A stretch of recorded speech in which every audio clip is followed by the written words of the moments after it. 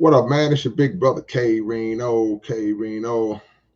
Um, didn't get a chance to holler at y'all last night, so I'm here with y'all today for a little while. I got a little time, so we'll be able to chop it up um, on this Saturday. Hope everyone who comes in is having a great day. Not just a great Saturday, but a great weekend and all the days prior to this one. I wish you nothing but the best. And all your future days that God may see fit to bless you with. Nothing but the best. I wish you nothing but the best. Um, we're going to get it going, man. We're going to get it going. We ain't going to waste no time because there's work to be done. And anytime there's work to be done, somebody got to do it. And if it's your work that needs to be done, then that means you need to be the one doing it. Just like with my work, I have to do my work, and I got a lot going on. Thank God for that. Being busy is a blessing, y'all. Being busy is a blessing. I think I made a video a long time ago about that because what happens is a lot of times when our workload is heavy, we'll find ourselves complaining about it. Y'all hit that like when y'all come in. Hit that like when y'all come in. When the workload is heavy, sometimes we'll find ourselves complaining about it, and that just means that we have got to the point where we are not appreciating the fact that we have work, that we have something in our life that's generating revenue for us, and we get complacent and we get relaxed and we become entitled, like, oh man, oh this work, man, this work. But as soon as you lose that work, as soon as you get laid off that job and get fired for that job, or you could be working for yourself and the money slow down or the money dry out, then now you start wishing for that work. Like, oh man, something need to happen. Nah. Something need to happen now. You got to be grateful for the work you had, even when it gets overloaded, because that's especially when. Now, don't get me wrong. Now, I'm not talking about working for somebody else, even though if you have a job where because most people in the world work for somebody else. So if you got a job that sustains you and your family, then you still should be grateful for that job. That shouldn't be your stopping point. You should still be looking to figure out ways to free yourself from that plantation. But in the meantime, you got to do what you got to do. But a lot of times, people will have their own business, have their own company, they doing their thing, they doing good, and they may feel overwhelmed by the workload that's coming in. Nah, man, you got to figure it out because that's a blessing. If people hit you up and you are in demand, that's a blessing. You better be glad because it don't have to be you. It could dry out. It could be somebody else that okay, well, he don't want the work. Let me find somebody else that does want to work. Or he doesn't appreciate, because I've seen situations where, and I guess I'm just going off on this part, but I've seen situations where people who are doing really well, they start to mistreat the customers. They start to feel like the customers are doing, they doing the customer a favor to actually do whatever it is they doing. Now, you provide the service that the customer wants and needs, possibly, but you still have to understand that there are other options in everything. There are other options in everything. So you got some real good hamburgers. Oh, your hamburgers are really, really good. People are lining up to get them. But if you start being frustrated because the line is too long and too many people coming, you ain't getting a break and all this, or these people this, these people that, it's only so many people that are going to continue to subject themselves to the bad in the face of it. Like as an artist, you find yourself in situations where you may be getting bombarded by people. People love you. People are fans of you. They're fans of your music, and they bombarding you at the thing. And people, oh man, everybody coming up. They want a picture. They want you to sign something. They want to chop it up for a little while. You know, you can't get agitated and oh man, just can't take. Come on, man. Oh no, no, man. You can't do that. You gotta understand the moment. You gotta understand the position that you've been blessed to be in. You're in a blessed position. And you have been able to do something and make music and make songs that have impacted people's life in such a way that they don't view you as regular. Now you know you regular, you know you're a regular person with flaws and deficiencies just like everybody else and problems and stuff just like everybody else. You understand that. But they view you from a lens of, wow, I was about to commit suicide and I heard this dude's song and that woke me up and now my life is together. Wow, I didn't know what I was going to do with my life. I heard this other song and he talked about getting your life together and finding out your purpose and anything. So you don't know the impact. So you have to always remain gracious when people approach you in that manner because you never know what impact you had. You don't know. See?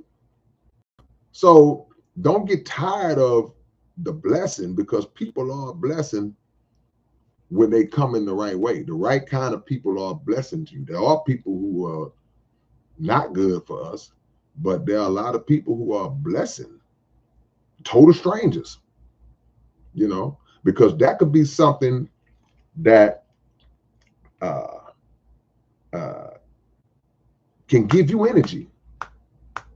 Total strangers, they see what I've learned being in this business that I'm in, man, in this field that I'm in. People can enlighten you about you. People can teach you about yourself. They can tell you things about you that you may have known or understood, but you may not have understood it in depth or in detail till they kind of tell you something. You be like, man, I never viewed it like that. Wow, that's deep. Or they could tell you something that you had no clue about yourself. That's something positive or even negative, you know, but or constructive.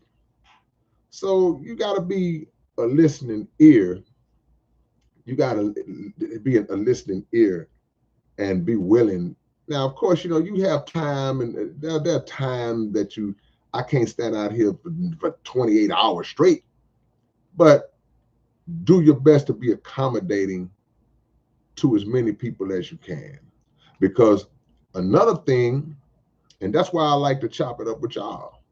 You know, we got a small group. You know, we don't have 5,000-6,000 people on our live stream. We don't have 1,000. We don't have 500, 600, 700. We don't have 200 or 300. I think the most people I've ever had on one of my streams at one time was like 200 and something. I don't even remember what the topic was, but we was going in, whatever it was. But that's the most people I've probably had on a couple of occasions have been 200 people. But the people who come on and rock with me, I feel an obligation to y'all. You know, I'm not a perfect dude by no stretch. I don't know. I don't want people to even view me or hold me up in no kind of light like that because we bounce information and energy off of each other. But I also understand why y'all are here, you know, because y'all got love for your big brother. So I like to try to give that love back. And it's not giving that love back from a place of strictly obligation, because I do feel like I'm obligated. I do feel like it's my duty to do that. But it also comes from a genuine place. That's just who I am. I got love, you know, I got love for all of y'all. You know, we might disagree sometimes, you know. We might not see eye to eye on certain topics and things. Somebody might see my globe in the background and want to debate me about I still got love for you. Unless you're being, you know, clownish or disrespectful or trolling, then that's a different ballgame. But each one of y'all, see, when I see a lot of y'all, I just see a name. I know some of y'all, you know, But a lot of y'all, I just see a name to where I would recognize your name if you walk up to me on the street and say, "Hey, man, I'm Hector Montoya." I'm like, "Okay, yeah, yeah." "Hey, man, I'm Christos Demetrios." See, I see you all the time. It's like, "Oh man, what's up?" But I wouldn't know you if I saw you, but you would know me. So the experience that people get when they come in contact with somebody else who may have a little recognition, may have a little name or whatever, that's something that they're not going to forget. I might not remember meeting you 18 years ago, but you'll remember the experience you had when you met me. When we met, you remember. You could explain every detail. You can tell me what I had on. You could tell me, yeah, man, it was raining and you stepped in a puddle of mud and got some mud on your shoe. You remember all that. I'll be like, okay, good to see you again, you know. So I like to make sure that, you know, my experience with you is going to be one that is memorable in a positive way, in a good way. I want you to go tell somebody else, if you met me, what the experience was like. And it ain't no shaking and faking about it. It's who I am. So I appreciate y'all. This is the 100 open topic. And y'all saw what I did on the thing. I held up my little thing like Wilt Chamberlain. Y'all remember Wilt? Go pull up the picture of Wilt Chamberlain when he scored 100 points in a game. If y'all go pull up, who caught that? How many of y'all caught that? Go pull up the picture of Wilt Chamberlain when he scored 100 in the game and he was holding the 100 up. That's what I'm doing for the 100 open topic. So we'll get right into it, man. I did a long, I guess, intro, but I wanted to give y'all props, man, you know, for being with me. Some of y'all been here from the beginning. Some of y'all that came on recently, but have been consistently rocking, you know what I'm saying? Some of y'all are brand new. Some of y'all just popped in 2 weeks ago. Some of y'all may be new now. Like, I don't even know who this dude is, but let me see what he's talking about. Whatever road brought you here, I appreciate it. Bubba Seed said, "I'm finally starting to release my own music." That's a beautiful thing, Bubba, because I remember when I first recorded my first song I ever recorded that was getting ready to be released. And I was just real nervous because I was like, man, I just didn't know how it was going to be received. And, you know, they played it on the radio, and I was scared to death when they played it on the radio, because they played it on like a little show where the fans poll. It was called Rush It or Flush It. Every radio station around the world got a similar template to that. They may call Pump It or Dump It or Make It or Break It, or ours was Rush It or Flush It. So if they play the song, people call in and say rush it, that means, okay, good, you made it. If they say flush it, and at the end, if they take 9 calls, if you got 5 rushes and 4 flushes, you made it. But if you got 1 rush and 8 flushes, I mean, your song was trash.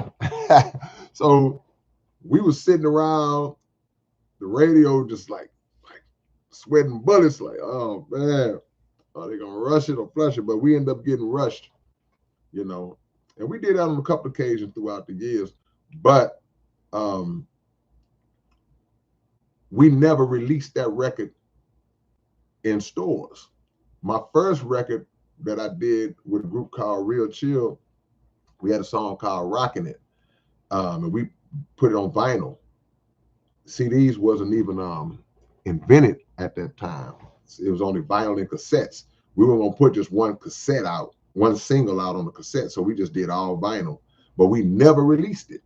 Pressed up 1 billion copies of the vinyl, but we never released it. We sent a lot to DJs and stuff like that. But a few years later, when I got with COD, when I got with the group COD, we released the EP in 1990. When we dropped the COD EP in 1990, that was my first time ever putting a record out, making a record that was going to be actually in the record stores, because we was dealing with an independent label out here, and the guy that we was under, we was never signed to him, but we was up under him, and he was he knew a little bit on how to get the music in the stores and all this different stuff. And so I was like nervous, because in my mind I was like, so are people really gonna actually buy our music? Because I'm like, people go to the store and they buy this at this time, y'all. People go to the store and they buy Run DMC. They go to the store, they buy LL Cool J. They buying Michael Jackson. I'm not looking at myself in that same vein, like, how do I know people gonna actually buy this? We put it in the stores. How they even know who we are to buy our music? And that scared the crap out of me. I was like, man, I just had this thing in my mind, like, man, our album is gonna be sitting in the store, man. Our album is gonna be sitting in there looking all lonely, like everybody moving our album out the way to buy it. I just didn't believe people was gonna buy it until they did. And then I was like, somebody really bought it? And people would, like, the first time we put the COD record out, we put the record out on consignment. And if y'all know what consignment is, if you don't know what it is, that means you give the product to the store in advance. It's like fronting somebody some dope. When you sell, somebody front you some dope, I'm breaking this down in street terms. Somebody front you some dope, they expecting their money back when you sell the dope. So the same with the music. That was our dope. We give them the CDs, we front them the CDs. When they sell, they give us the money back, whatever deal we agreed on. We might say, man, just give us back $5 off each one. Something like that. So we was taking our music to different record stores around the city. We didn't have any outside distribution yet. We ended up getting it. But man, we would go to the store, drop some music off, and by the time we got back to the office, they was calling back like, hey man, we sold out, bring some more. And that messed me up. So I was like, man, some people actually bought it. Then we'd take some more in there. They'd buy them up. So I was like, wow, that's crazy. So when Bubba say he finally put his music out, anybody that puts their stuff out, man, I encourage that. Put it out. Don't sit. I hate when people sit on music. I hate when people sit on music, man. Put it out.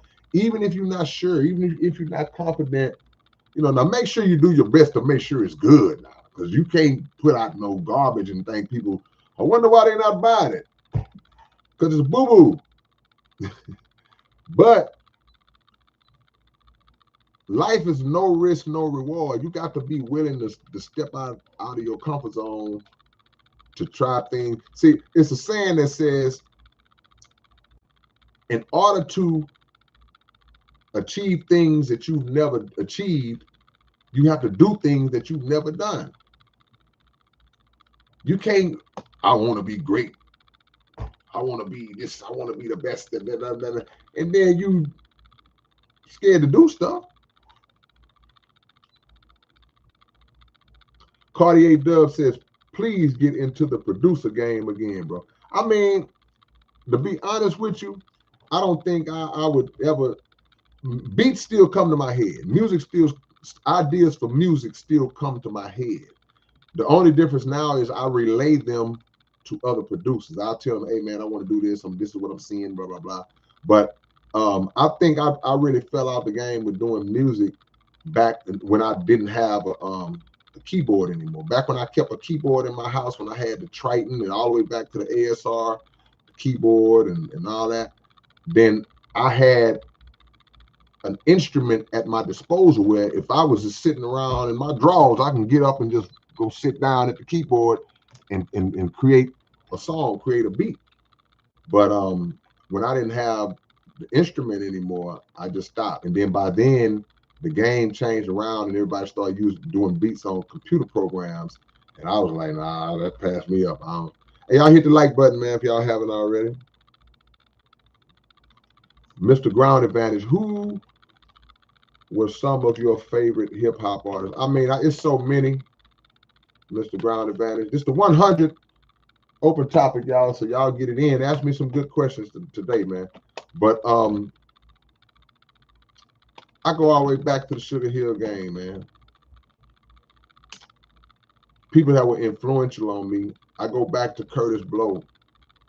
I go back to Grandmaster Flash and the Furious Five, and all the way up to Run DMC and Super Rhymes, Jimmy Spicer and Tila Rock and KRS-One, LL Run, Mo D, Rakim Kane, Ice Cube, Too Short, Scarface, Willie D. I know I'm forgetting people, man. Just great artists. It's too many.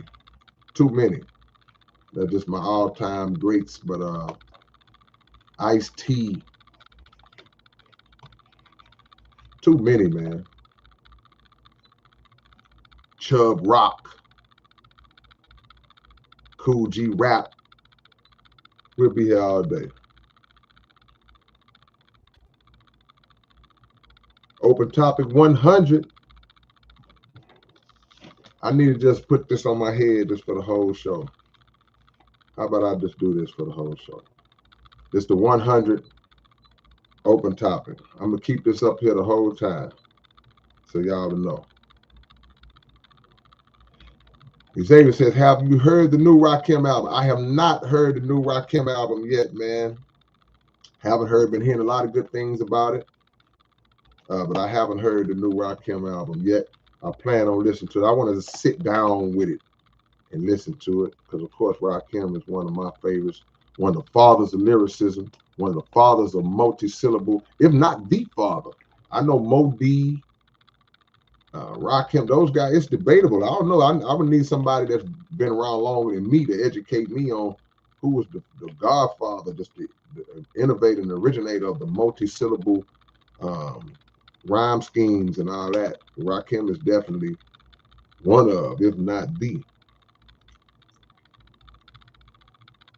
What do I think about the pagan symbolism at the Olympics? The same thing I think about the pagan symbolism everywhere else. They do it everywhere. They implement it everywhere. I haven't seen any at the Olympics because I haven't watched it, but they implement it everywhere else. They implant things into our subconscious and we make us feel like it's all right. It's just, it ain't nothing. But some things are not nothing. Some people do be reaching, but some things are. That's the challenge of the world, to learn to distinguish you can't be too far this way or too far that way with what's real and what's not. See, you can't do that. You got to fight to find the absolute truth. Christo says, I once met one of my favorite rappers who dissed me in person for no reason. What a loser. Did you still listen to his music after that? Was he still one of your favorites after that? Were you able to separate the music from the person? I'm curious to know. Because look, if you like this music, then hold on, my thing is coming up. I don't want no glare on it. I want y'all to see it. If you liked his music before you met him, that's not gonna make his music not be jamming no more to you. Now, you will see it in a different way. You'll be like, you'll play it. You might bob your head like this now. You might be like, man, I hate that this dude is so good.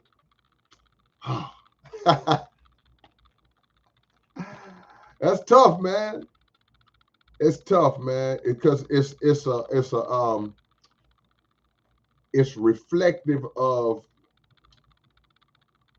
a mistake that we as fans make.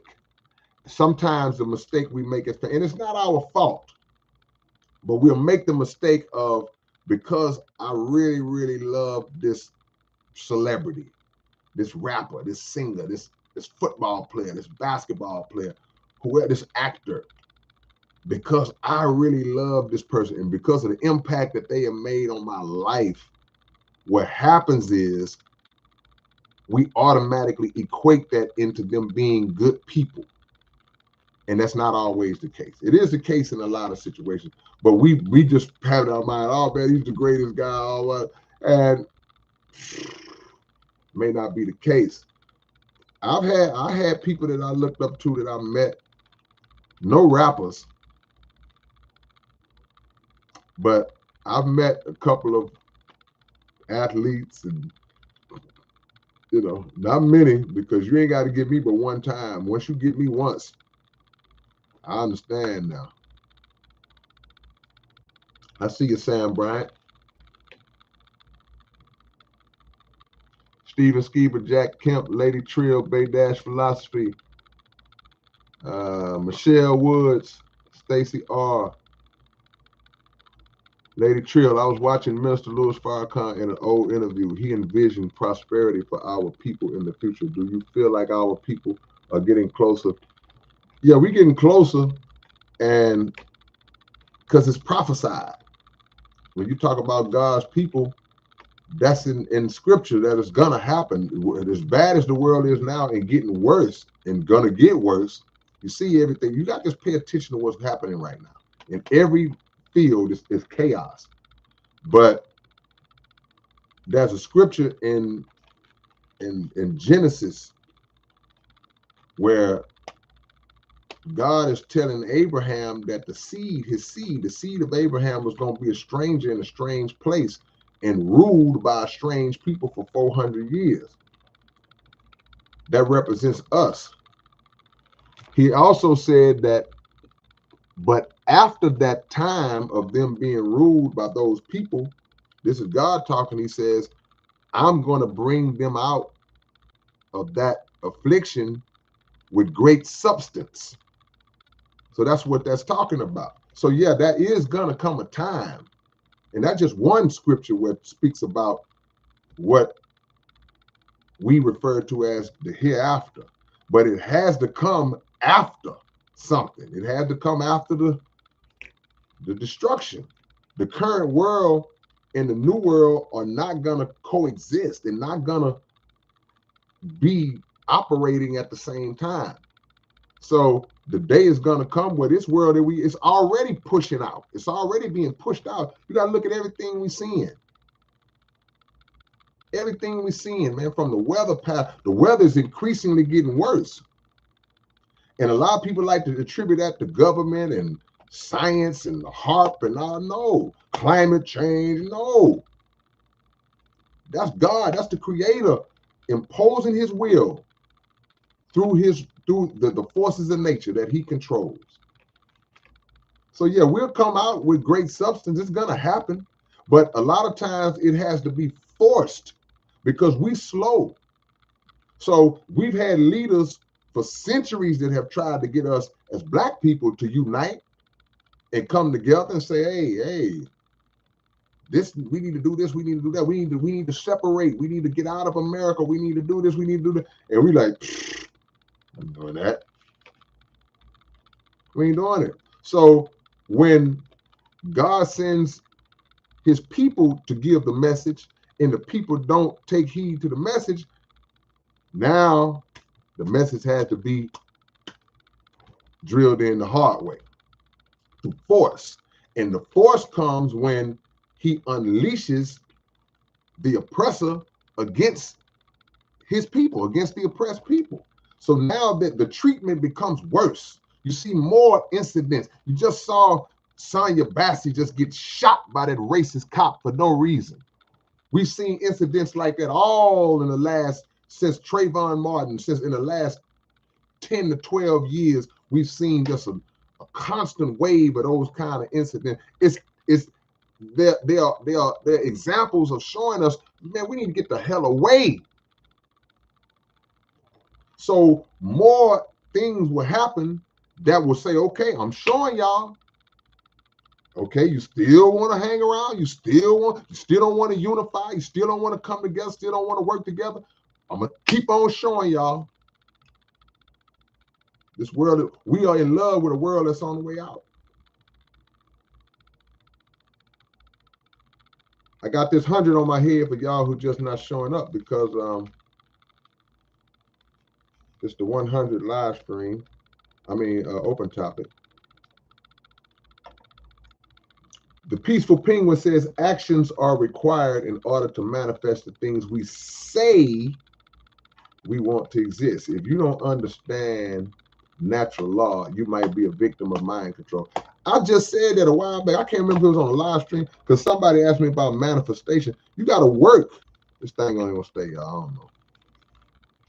We can't just go zimzalabim and it happens. Yeah, we can manifest all day, but if we ain't getting out making it happen, it's like praying.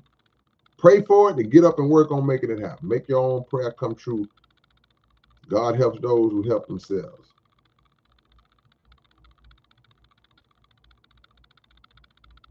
Dr. Mordecai Cassius Marcellus Jones, because your good girl's gonna go bad. God, she's gonna be the swingingest swinger you ever had. I don't know where that came from, but appreciate it. We are in love with a world that's on the way out. Tell a quacker that's right. Alyssa says a Jewish rapper aired out the synagogue of Satan on a track yesterday. Best believe. Woo. You know, every now and again, people who are a part of the oppressive population, people who are part of that population, they will keep it real. They will keep it 1,000 and be like, hey, man, I'm going to tell y'all exactly what my people did. Even though they're one of the people. Look, let me show y'all something real quick. Show y'all something, man.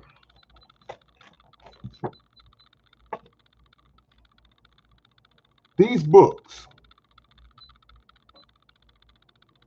these two books right here, these are the two most hated books in America right now. Because read the title, y'all see the title. These books chronicle in detail a lot of the oppressive things that have been done to us by members of the Jewish community. But what makes the book irrefutable is the fact that the information that is in the book is a compilation of information and history, oppressive history that was given by their own scholars. So they can't say, oh, y'all came up with that. They're like, it's given to you by your own scholars. So there have been many instances where, like I said, the oppressive population, they will tell the truth and just say, well, yeah, my people did do that. Yeah, that was messed up. That was us. We did it. So in this day and time that we're living in, absolutely you're gonna see people, especially as it relates to rap and hip hop, because hip hop has always been that voice that's gonna speak truth to power, that's gonna be rebellious and its attitude and its creativity. It's like, no, we're not gonna be shut up or censored or told what to say and what not to say. So it don't even really surprise me to hear that happened. I see my brother Christopher X is in the building. I was thinking about you the other day, man. Hadn't seen you in a while. He says, read The Fall of America by the Honorable Elijah Muhammad. I got that book too. This is the book that he's saying read. The Fall of America. Hold on, let me cover. I don't want to cover up. It said by Elijah Muhammad. That's the book he talking about. We living in that right now. That's happening right now. Fall of America.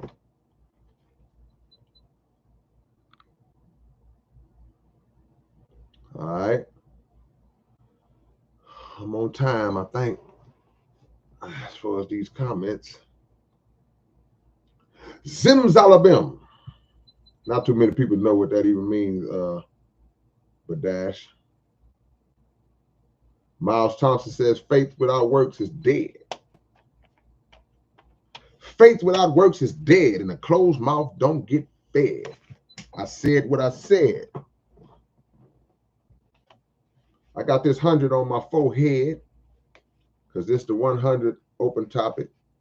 It keep falling, but we're going to keep on fixing it until I get tired of doing it.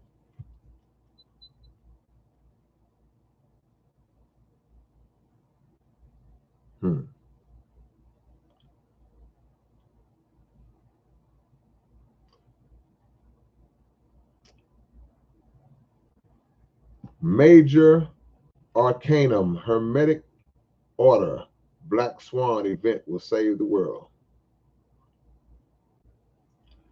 My brother Jimmy from Alabama, he says, "What's your thoughts about the Sonya Massey?" I said Sonya Bass. I'm sorry.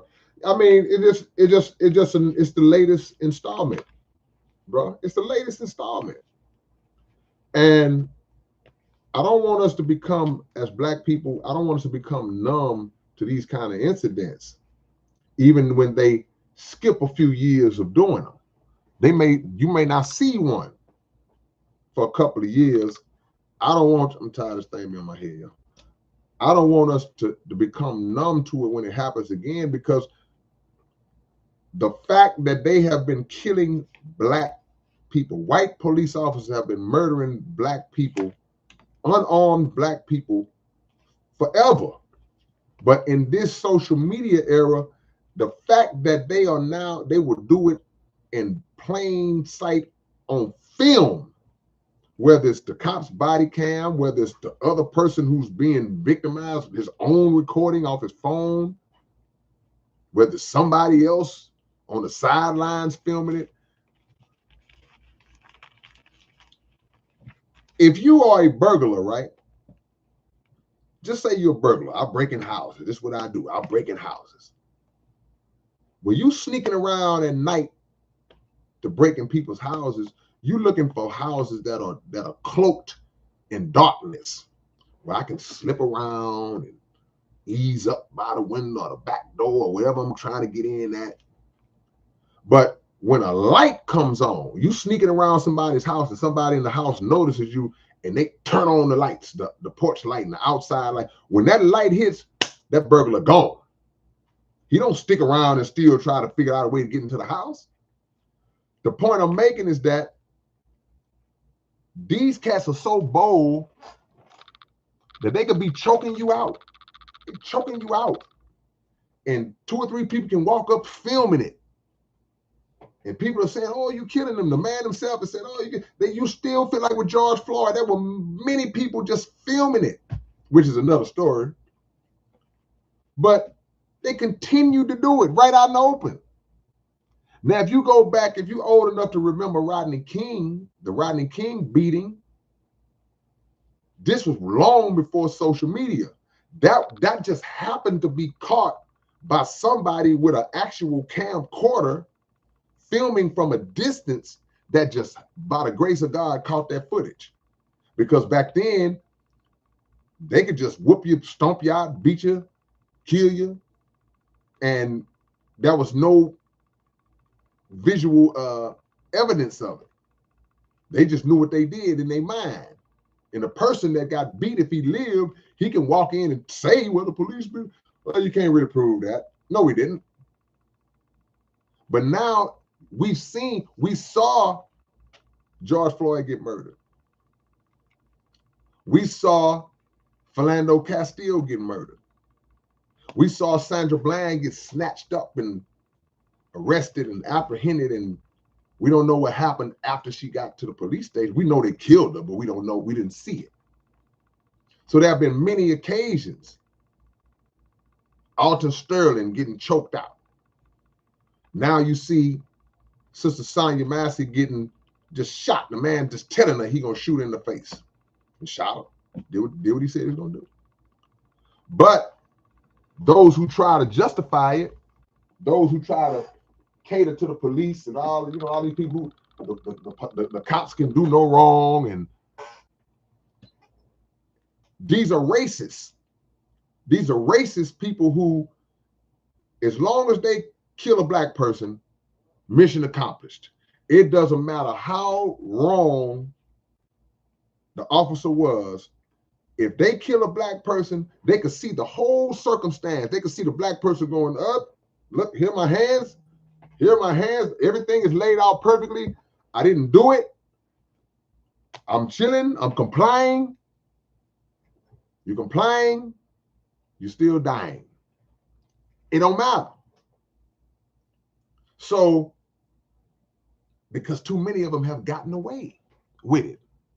And when you have that kind of hate in you, the hate in you is so strong that it overpowers logic and reason.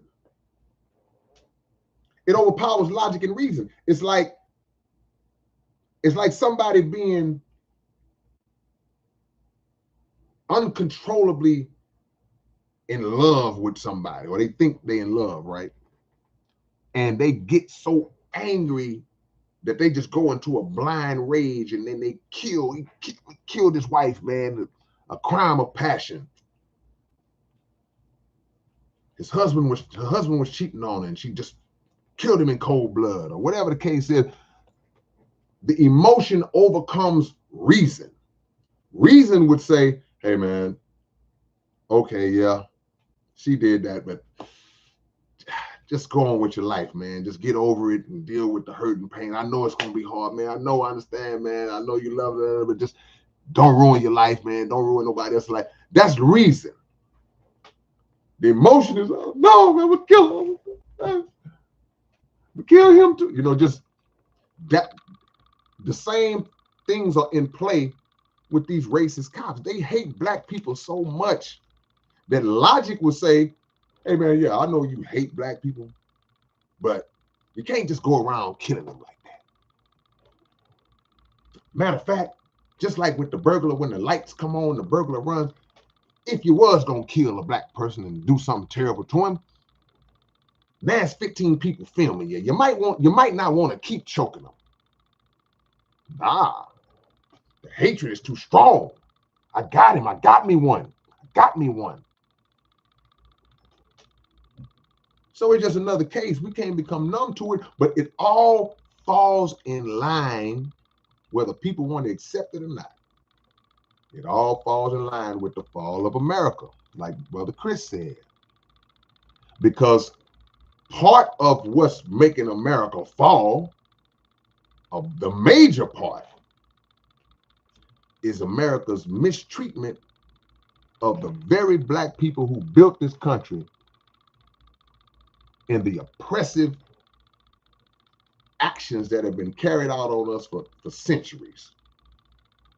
So the more they do that, they just stack another thing on that accelerates the process of their destruction.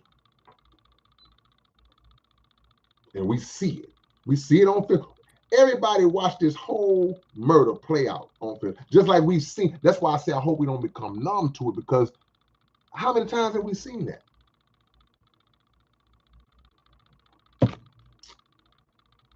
I see my homie Mark Sweeney is up in this thing. Mark, you still in Austin? I was just in Austin a couple of weeks ago, man. But I was in and out. I didn't stay long. I tried to put together like a quick little meet and greet at the last second. I think like the day of, but I wasn't thinking ahead of time because I probably could have got more people to come out. But let me know if you're still in Austin. Mark says, Big Brother K, on the song Sorcerer's Den, you had a line that says, what? A patented consistent ingredient. Only one page with the power to disintegrate evil at any stage. What did I say? I don't think I said that. You might have misheard what I said. I gotta hear the song because I'm not catching that part. But yeah, I never said panthet because I don't even know what that is. That might not even be a word. But maybe you misheard what I said, and I'm drawing a blank. I can't remember the line that's connected to that. And it's on Sorcerer's Den. We'll come back to that. We'll figure it out. Dr. Mordecai says, I've never heard of those books. It's a reason why you've never heard of those books. Those books are not going to go mainstream. It's like a rapper. It's like me. Reason why a lot of people don't know who I am, I'm not known mainstream in every circle of hip hop conversation. I'm one of those, I'm of those who know no type of rapper. Because I ain't never been one that's gonna bow down and conform. That's the word I was looking for. Conform to the rules of the game. The rules of the game. I'm not gonna conform to the rules of the game. So y'all not gonna tell me what I can't say on my records. Y'all not gonna tell me that. Eyes free, boss. Eyes free. So that book, those books are not gonna be, you ain't gonna, it's two reasons. You're not gonna get that book off Amazon. You're not gonna be able to go to the library and, hey, I'd like to check out Secret Relationship Between Blacks and Jews. No, you're not gonna be able to do that. You can't order it from this book company. That's another reason for that is because these are books that are published by the Nation of Islam, and the nation owns all of this content. So if you want to get those books, you got to go to NOI.org. You got to go to NOI.org and order those books from the nation. Because the nation ain't going through this guy and that guy and this company, and Jeff Bezos ain't getting none of the nation's money.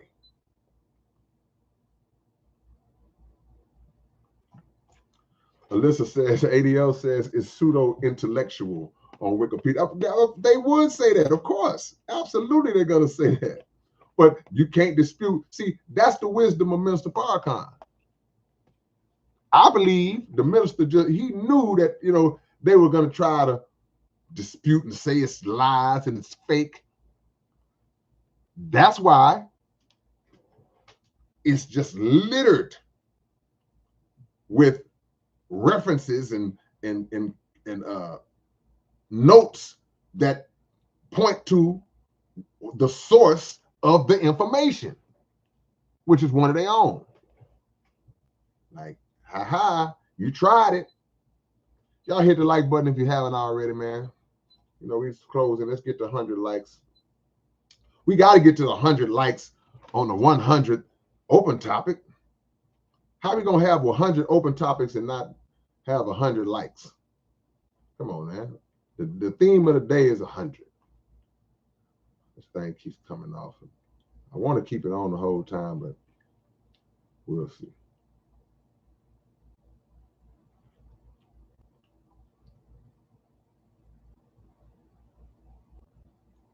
Ooh. Okay, it jumped, y'all. Hold on, y'all. This happens every time. I'll be scrolling and it'll make a big jump because all y'all comments was coming in.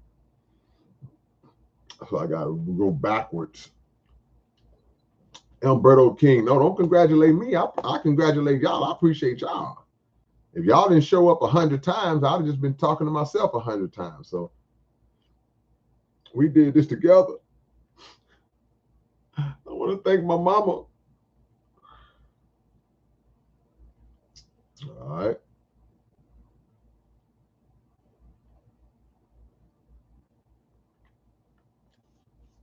We got shows coming up, Lady Trill. Got a show on the 3rd here in Houston. And I got some big stuff coming up as well that I haven't announced yet. That's coming up as well. So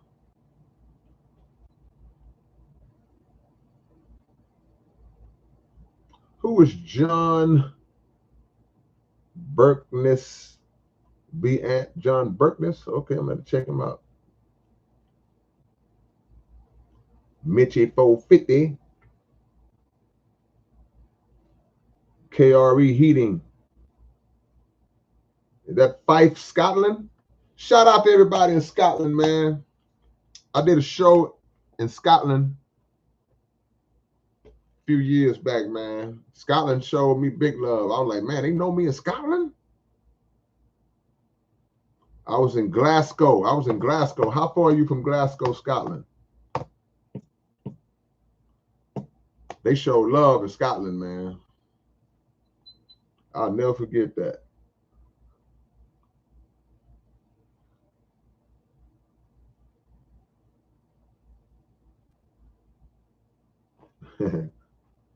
Oh, the minister gonna keep the title forever, Alyssa.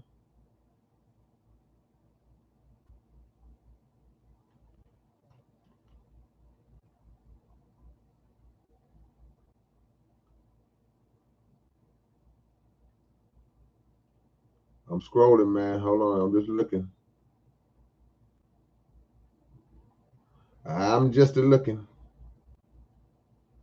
Telecracker says Zap Computer Love is a great song. That's the old school. You saying that like you just now hearing that. I bet y'all can't name everybody that was on Computer Love on that song. Name without cheating. Don't go on Google or don't try to Google it. It was Zap on the song, but who else was on the song? Yeah.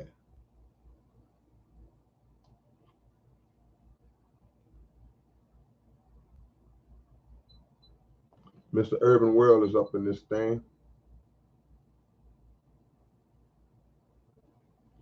Lewis Lawson says another book Minister Farrakhan recommends, Confessions of an Economic Hitman. Wow, I never heard of that.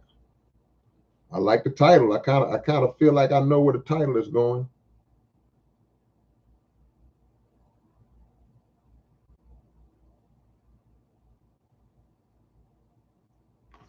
Mr. Urban World says, have I ever thought about learning another language? Yeah, man, that's one of my biggest regrets so far in life. It ain't too late.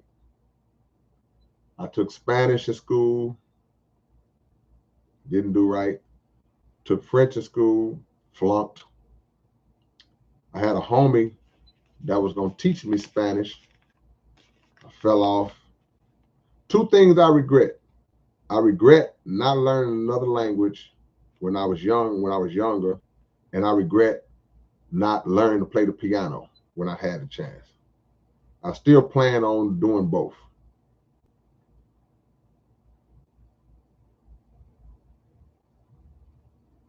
River C, hey man, I remember that, man. River C, I do remember at the 5040 concert. Hey, River C, do me a favor.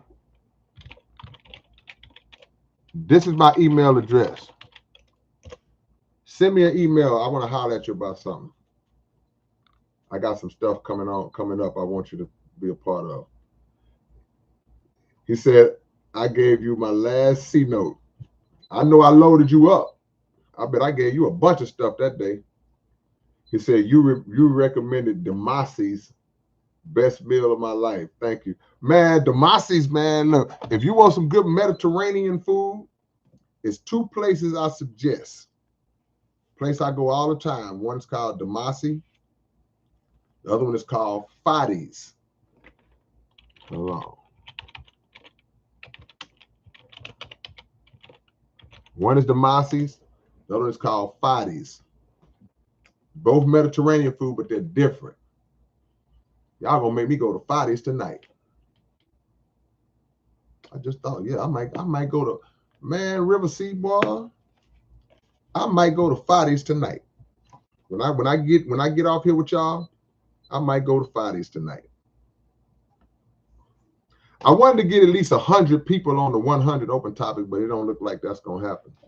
But we will get to 100 likes, y'all. So that's what it is. Brother Chris says, I've been dealing with my eye situation. Okay, what's wrong with your eye? Well, you ain't got to say it on here. You can holler at your big brother.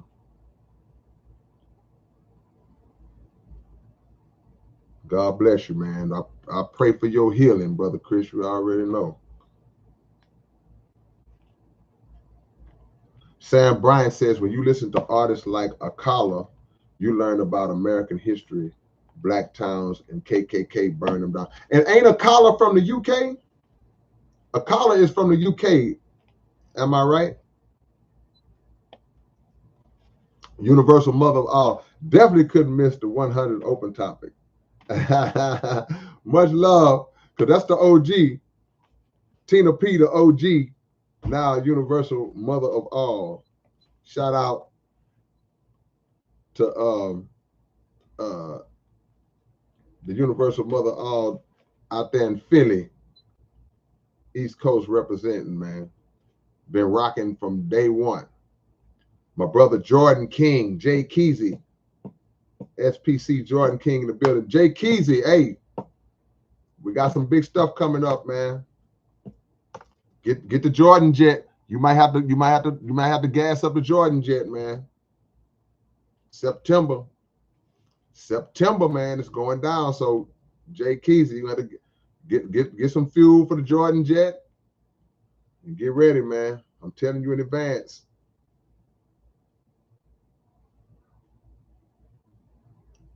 He says they know nothing is going to happen to them. I'm talking about them cops. Yeah, lately they've been popping a few of them. Though. See they don't want nothing to happen to them, but when it's so blatant, they're like, you know what?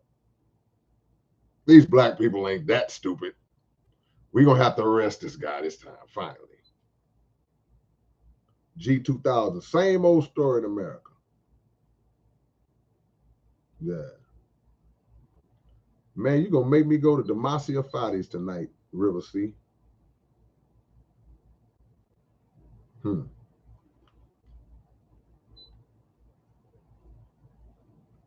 The Peaceful Penguin says, being a coward is not dependent upon skin color. A right does not depend on color. A wrong is always a wrong. Well, I understand in principle what you're saying, but in America, the evidence points too much to the contrary. So being a coward is not dependent on skin color. That's true. You got black cowards, white cowards, Latino cowards, Asian cowards. Coward is across the board. But the circumstances where you see white police officers murder unarmed black men and women in this country, they far exceed. We can't think of many occasions where you see black police officers just murdering white people like that. Like that. You don't see it. Think about it. Think about it. Okay, you can probably pull up some isolated times where a black cop may have shot a white person, and it might have been like, whoa, that was kind of. But I can't think of too many. But we can run out of grocery lists of black people being murdered by white officers, and it's the circumstances. It's always, majority of the time, black person ain't got no weapon on them. I mean, it's just crazy. So it is dependent on skin color if we over here in America, because it's a different ballgame, and it's a mindset that a lot of these cops carry, man. That's just the reality of it. And a lot of the officers that are on the inside, they don't talk about it. They hush mouth about it. Even the ones that ain't the so-called good cops. You're not a good cop because you don't do what they do. You're a good cop when you expose what they're doing. But it's a fraternity that could be a danger to the other cops. So they like, I ain't gonna say nothing. Even some of the white cops who ain't down with that. It's a lot of white cops, man, I don't get down like that, man. Some of these white cops, they cool. Like, I don't rock like that, man. But you're not telling about the ones that do. Because they'll get targeted. And that's a fact. There have been cops that have come together and come out and finally spoke out and said, well, we didn't say nothing because we were threatened. So when you see too much of one thing happening to one group the same way, the same format, the same template, we can't just chalk it up to general cowardice. Nah. This is agenda.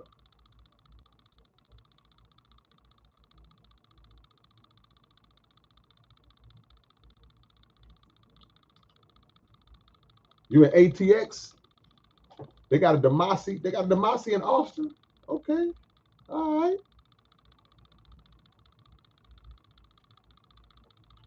G2000. If they think we're rebelling against them, then we automatically become a threat. We don't even have to be a threat. They will make how we are dressed a threat. You walking on the opposite side of the street, but young brother might have some tattoos. He might have tattoo here. His pants might be sagging. He's a threat. He's wearing dreadlocks. He's a threat. You ask him a question, and he knows that you're getting ready to start harassing him. So his attitude is like, yeah, what? Why you bother? Why you stop me? Why you bother? You a threat. No, I'm not a threat. I'm frustrated as to why you bother me for no reason.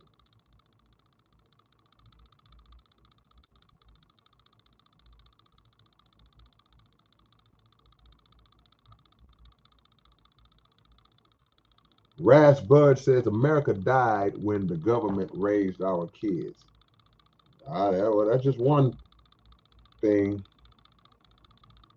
It's not everything. Folk hero, AL with the clientele. AL with the clientele. My homie Folk Hero is in the building.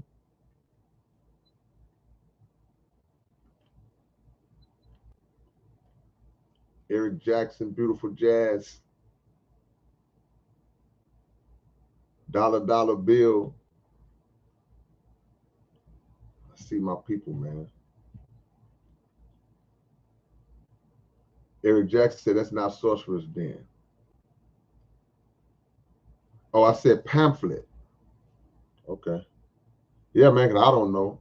Yeah, pamphlet is just like a little notebook or just a writing, small writing. It was on Alien Baby. Okay, all right. Yeah, cause I didn't think that was Sorcerer's Den.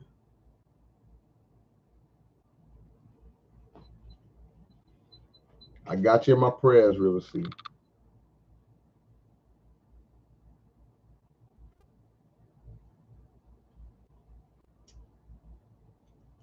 Why did he take his gun out in the first place? $1 million question, Win. Why did he take his gun out? The lady called them. She the one who called.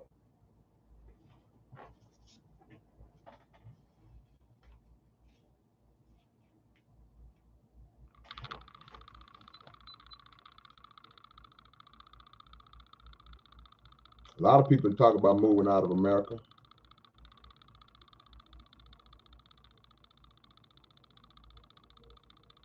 I see what you did, Flip K. I see what you did.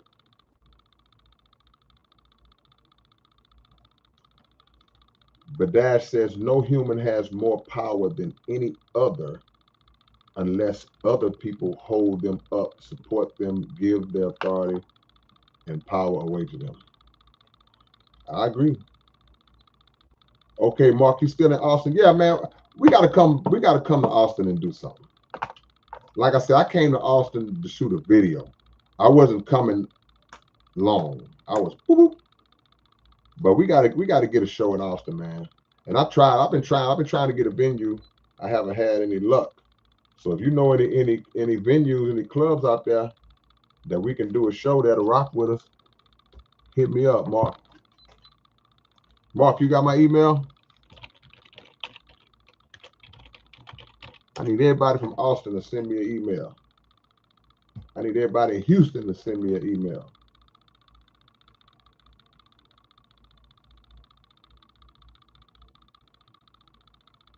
Akala is from the UK, right?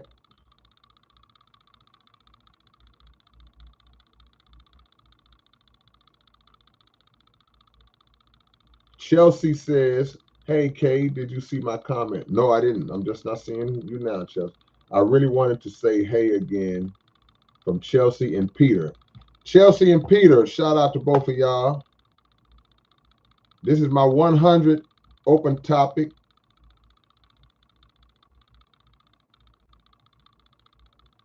That's why I got this 100 on my head. Can I ask y'all a question?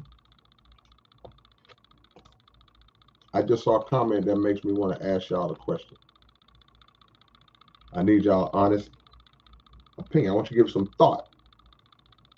Think about this before you answer a question.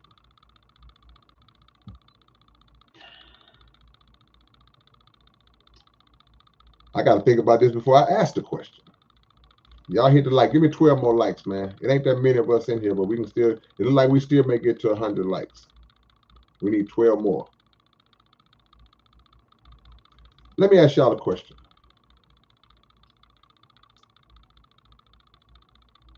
How many albums do y'all think, in y'all opinion,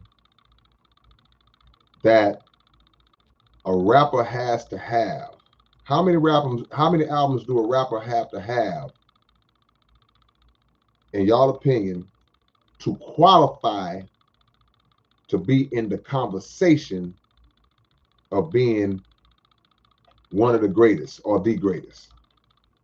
Or does it even matter how many albums you got? Because if you take, let's say Notorious B.I.G., for example, right? I appreciate y'all on the likes, man. I need 2 more to get to 100. Notorious B.I.G. had, how many albums did Biggie have, y'all? 2 or 3?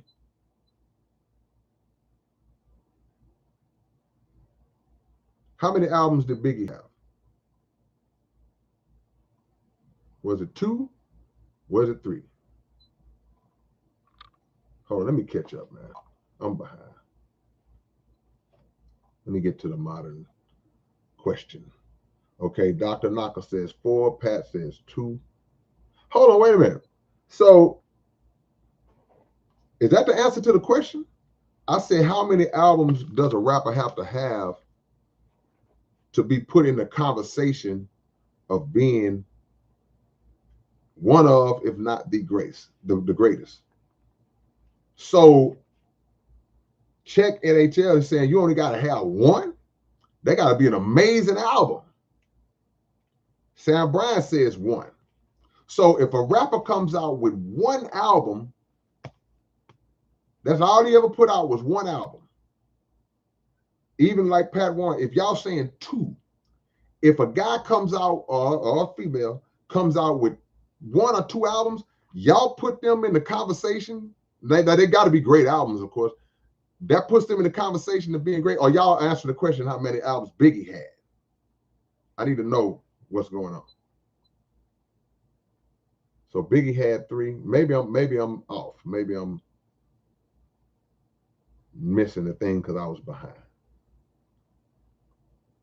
Yeah, I still got an AOL, DJ Big Red. Don't laugh at my AOL. Send the email and see if I send you one back. Okay. The reason why I asked that question is because I think that quality of work is very important. Absolutely. So a guy can have only 2 albums. A guy can have only 3 albums. But what if they're like iconic classic albums? I can't put you in the conversation when you just got 1. I don't care how great the album was. The only way you would probably get in that conversation is, okay, like maybe you was on your way and then something happened, like a Big L or something like that. And I guess even Biggie would qualify for that. But they would still have to be great, iconic albums, right?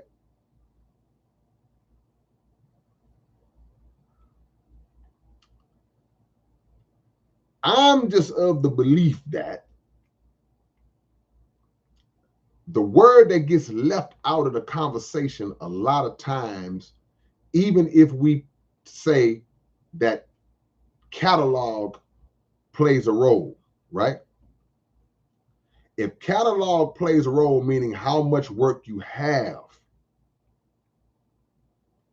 I think that one of the main words that gets lost or overlooked when you ask those questions about the greatest or considering as great is the word consistency. Bill Silas says quantity matters. Quantity does matter, but I think quality is more important than quantity. But I think consistency happens. Consistency is when quantity and quality come together. So it's good I saw your comment right when I was making this point, because if I got the ability to put out 20 albums, I can put out 20 albums. All you need is the access to the studio, some money to press them up. But what if all 20 of my albums are just,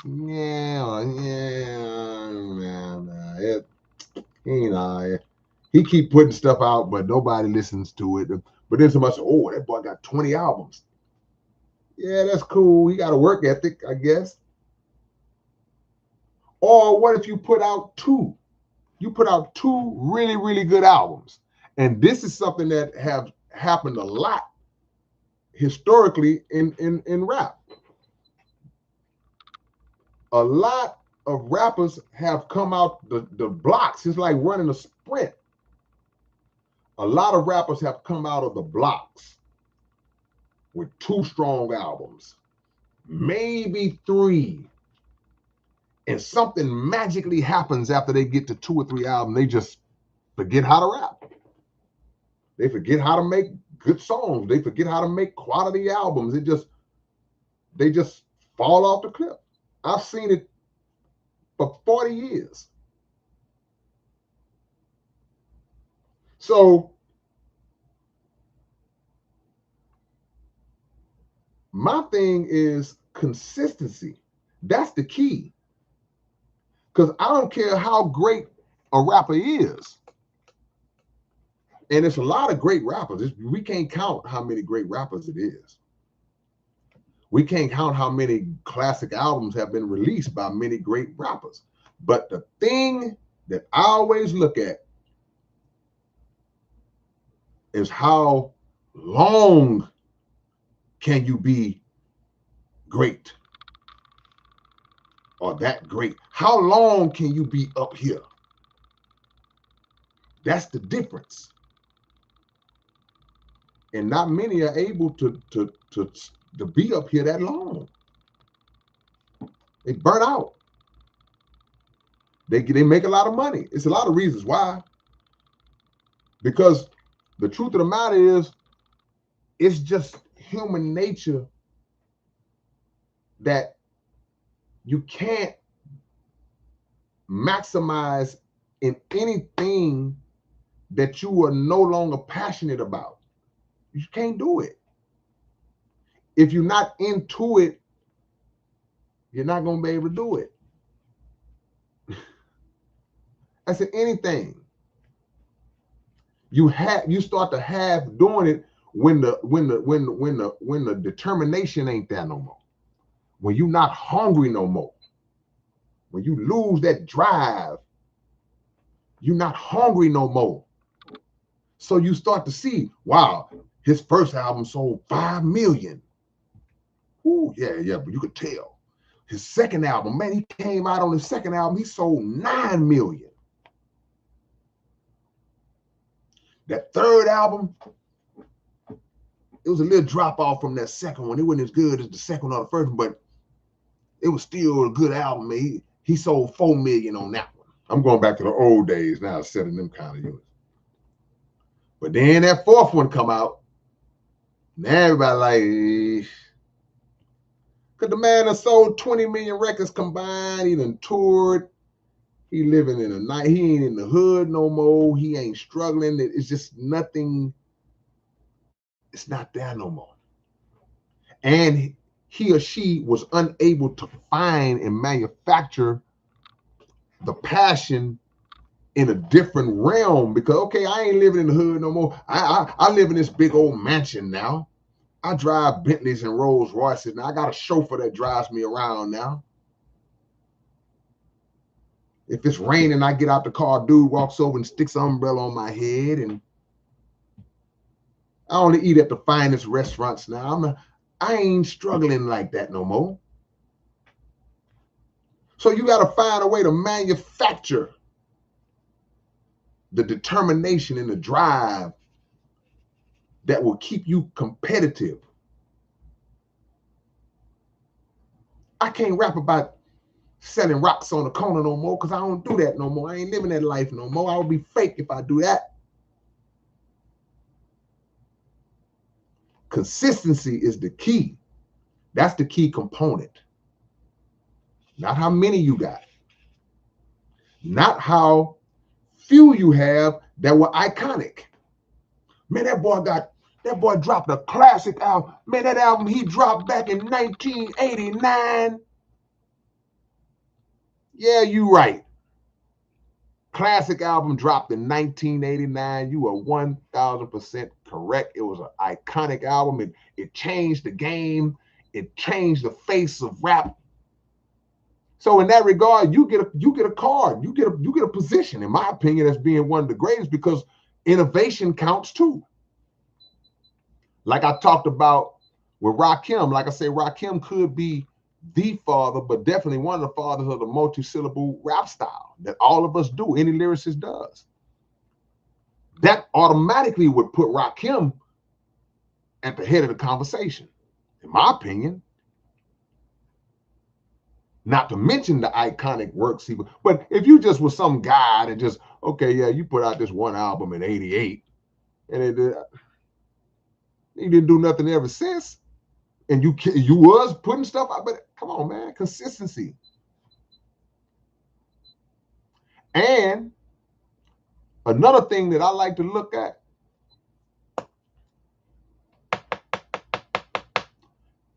in terms of consistency, a lot of these guys, and y'all know I'm not lying. What I'm gonna say, y'all know I ain't lying.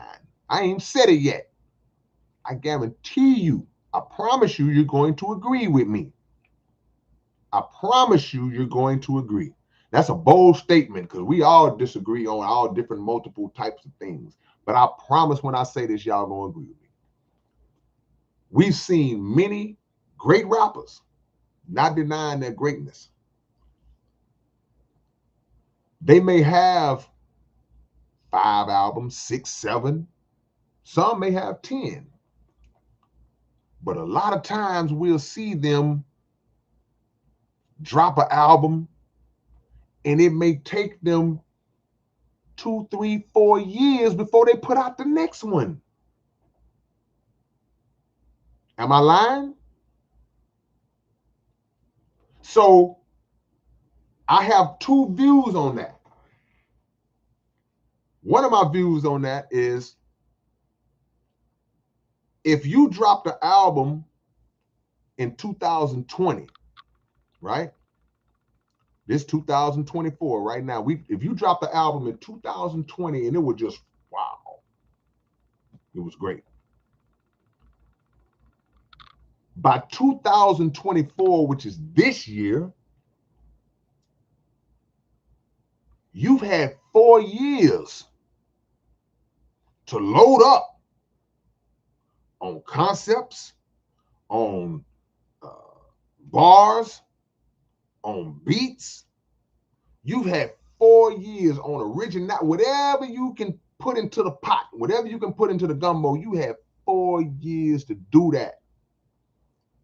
There's no excuse for that album to not be amazing because you had 4 years. But we see rappers who would drop that album 3 years later, oh, such and such, he's finally coming back out with a new one, and then they drop it, everybody like, what was you doing in the last 4, 5 years? What happened? Then you got people who can consistently drop every year. They're gonna give you one album every year. Even if it's every 2 years, they're gonna give you one bi-yearly. They're gonna one every 2 years or one every year, and they still on it. Ooh, yeah, that was hard. Ooh, that was hard. That was hard. When people gotta argue over which one is the best out of recent stuff, then in my opinion, you're doing a pretty good job. It's consistency. These dudes taking 3 and 4 years in between releases, and it still ain't consistent.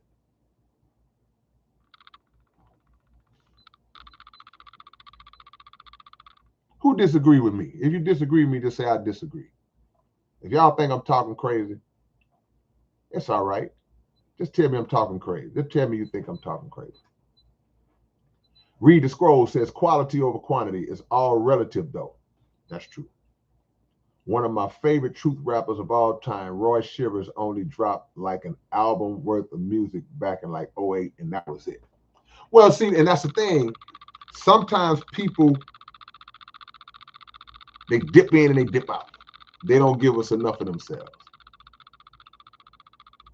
I don't really fault them. I don't knock them. It's like, hey, that dude might just want to put an album out. Hey, let me say my say, and then I'm gonna get out. This ain't what I'm into, but I'm gonna let y'all know that I'm like that. I'm talking about the guys who have been consistent, have been not consistently, but they have been dropping projects throughout the years. So even in the last 20 years, since 2000, Dude might got 8 albums. But that would still mean that he's taking yearly gaps in between. I just don't believe that I believe if you really like that, if you take 2 years, I feel like a year is enough, but that's just me. I'm not gonna hold nobody to my standard. But if you take 2, 3, 4, 5 years and you ain't putting nothing out, man, you done had all that time to load up, and then you bring this out, you present this to the world, and everybody's like, we waited 4 years for this? You either lost your edge and lost your drive, or you just fell off.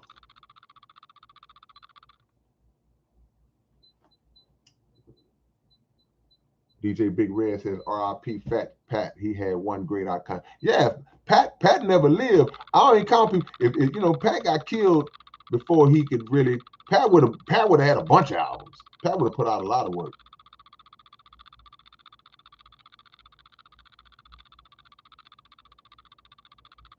Just saying, man.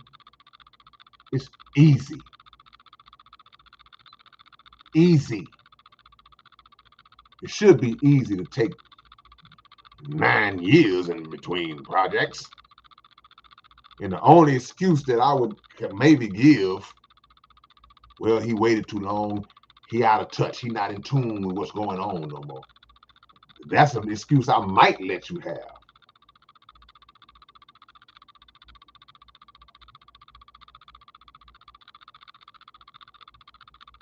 Hold on, man. I'm gonna come back up. I got a shout out to whoever just dropped this super chat on me. Who dropped that? Okay. The homie L. Shout out L. I see you, man. I appreciate the love and the donation. Appreciate you dropping this donation on this location. Yeah. Consistency is the key, not quantity. And when we mention quality, that's what I mean. Consistency of quality, not consistency of releases, consistency of great releases. It is relative, like my man said. But Dash says, I think music is timeless so long as you put out quality, but fans might not get sad. The fans might get sad if they love you and you take 7 years. Why are you taking so long? See, when you take that long, bro, man, look. If me and you rode somewhere together Just say River C, Alyssa, Demetrius, Badash, Telequack, we all in a van. I'm driving the van. We stop to go get something to eat. And the place that y'all want to eat, I said, well, nah, man, I don't really, it's not really nothing here I want to eat.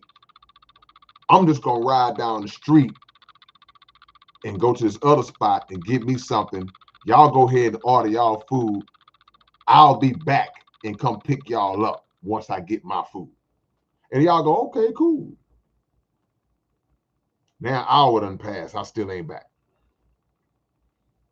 Hour and a half, I still ain't back. 2 hours done passed. Y'all like, man, why did you do that? Y'all stand out there, y'all done ate y'all food. You're not gonna wait out there 3 hours. At this point, you might not wait an hour. Hey man, come pick me up, man. I'm over here at such and such. This fool done said he'd be right back, and he done forgot all about us and left us. That's how I look at rappers who take 4 or 5 years to put out an album. He drove y'all somewhere, said he was gonna be right back, and left y'all there.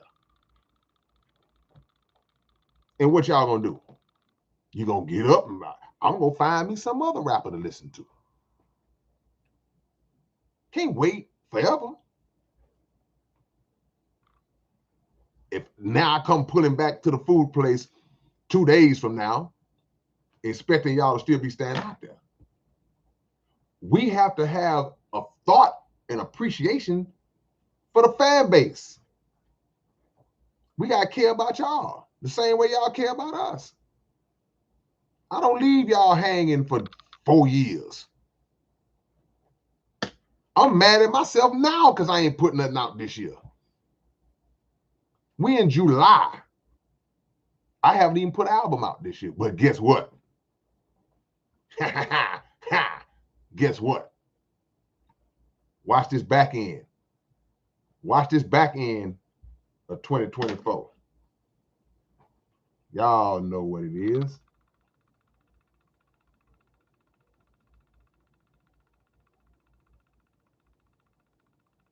I'm all over the place, man. Michael the Archangel Incarnate. Hey, man, much love to you, Michael. I appreciate the kind words, man. I'm just a regular dude. Ooh, you say since Electric City. That's when I know you've been rocking with me a long time. Y'all remember our Electric City Records label? That means you've been rocking with me for 30 years.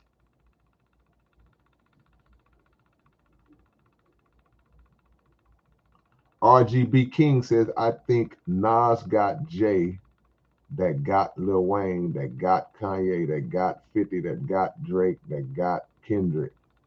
Right now, I think Wayne in front of 50 because 50 owed TV too many albums. I just like consistency, man. Even if you don't continue, even if you just had a run, you know, some rappers have a run where it's like, man, in between the years of 2014 and 2019, that dude put out so much work. He was killing it. Okay, then you might have slacked up. Now, I respect that because in that span, you was killing.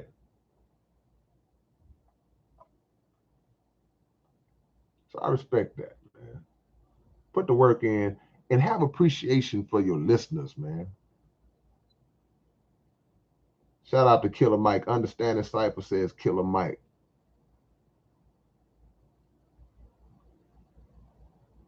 KRE Heating. What's your opinion on cannabis in this current discussion? Cannabis, do you know how much work cannabis put in? Cannabis put, bro, and not only how much work cannabis has put in his career, bro, the mind-blowing level of lyricism and thought and detail. Bro, do you know how many times that he has accomplished that? He ain't nowhere near what I'm talking about, the category. That dude has done it. Man, you can't think like that. Some people can't think like that once. So nah,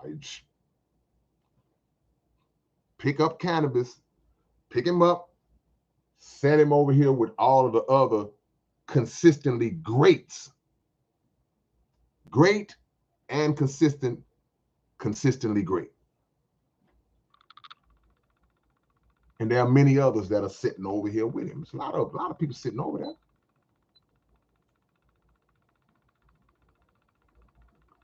It's the 100 live stream, y'all. For those who just joined in, y'all hit the like button. For those of y'all who just got here, I'll put the 100 back on. Will Chamberlain scored 100 points in the game. I got 100 open topics.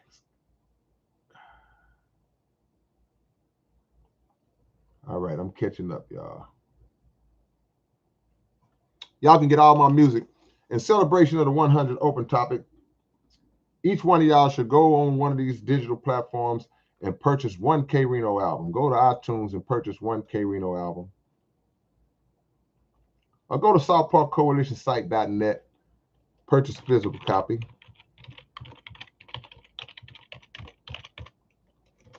As a site. Go purchase one full K-Rino album from iTunes. You can get a stream if your money is tight.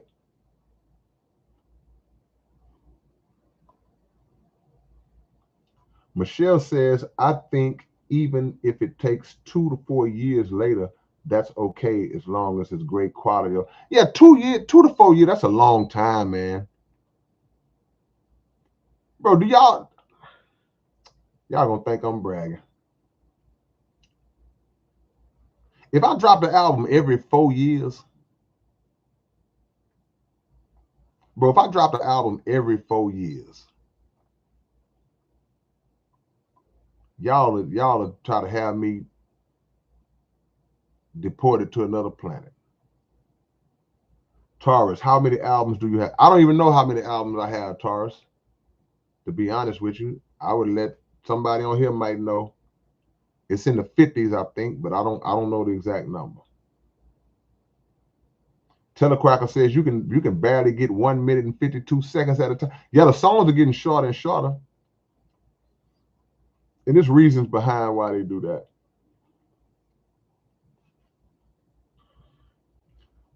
Alyssa says, K, you don't have to follow any protocol. I don't. Them label artists are on a plantation and you free range. I'm free range chicken. Yeah, oh, absolutely. RIP Pimp C and Mr. 32. Salute. Man, you know what's funny, Demetrius, man, that you mentioned those names, bro? It's weird that you mentioned Pimp C and 32 just now. I went and did a video shoot today. Because y'all remember the song, the UGK song, the One Day You Hear song, with the OG Ronnie Spencer singing the hook. Ronnie Spencer is doing a remake of that song, and he's adding different rappers on the song. The One Day he did remade the beat and everything, and he put me on the song. We shot the video today, so it's crazy that you would mention those two brothers. All right, here I come, y'all. Here I come. Dr. Knocker. That fan has grown himself in 7 years. Yeah, exactly. You can't just drop somebody off and say, okay, son, I'm going to leave you right here. Here's your shirt. Here's your pants. And here's your little shoes. Now you come back 7 years later, he's 14. He still got that shirt. That shirt done busted open. The pants looking like he wearing coochie cutters. And the shoes is out of there. He can't get half his foot in the shoe. You can't expect the fans to be in the same place that you left them at. See, a great artist knows that the intention of both the artist and the fan base, we are supposed to grow together. We're supposed to grow up together. If I do something weird and out of pocket as we're growing together, y'all gonna jump off the train like, ooh, didn't see that coming. Didn't see K-Rino going with the skinny jeans look and the flashy shirts and the weird dance moves. Didn't see him going in that direction. And you gonna jump off. You know, back in the days, you catch the bus, you got to ring the bell to get out. You gonna ring the bell. So you want to grow. You want to grow as a person and as an artist, and you want to hope and pray that your art is aligned in such a way that your fans who was with you 10 years ago, 15 years ago, 5 years ago, that they'll grow with you. Now, you're going to grow apart in certain aspects, certain areas. You're going to grow apart because your affiliations may change. Your political affiliations may not line up with one of your fans now. Your fan may say, well, hey man, I'm a conservative. I agree with this political philosophy, and I stand on this and these principles and all that. And you like, well, nah, man, I ain't into none of that, dude. I'm tired of injustice in America committed against the black man and the black woman, and so you may grow apart in those areas, but he may still be a fan of your lyricism. You know, ooh, but that boy's still spitting. That's just the reality of it. Now, if it gets so bad where we just split because we just too far, you done went too far, I done went too far in your mind, then that's what it is. But I don't know what it is.